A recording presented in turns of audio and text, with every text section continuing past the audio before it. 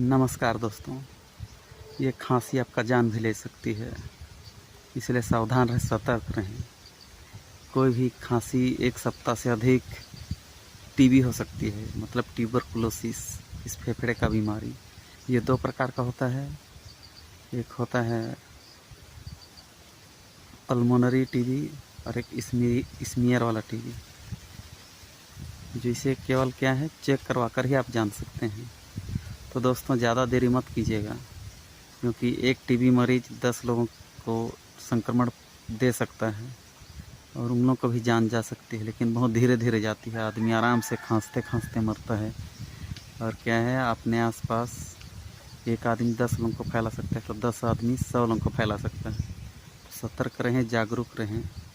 इसका जांच क्या है, हॉस्पिटल सरकारी में निःशुल्क होता है और इसका इलाज भी हमारे छत्तीसगढ़ में निःशुल्क ही होता है।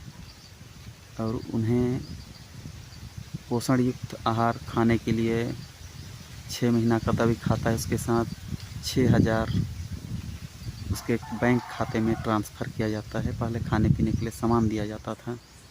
तो दोस्तों,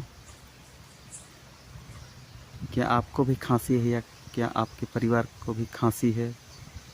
सूखा खांसी भी हो सकता है, वो एक्सरे के माध्यम से जांच होता है, जिसका खंखार नहीं निकलता है।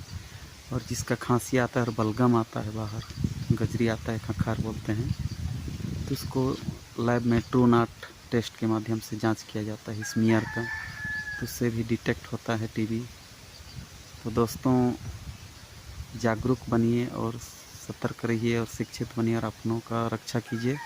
जय जोहार, नमस्कार।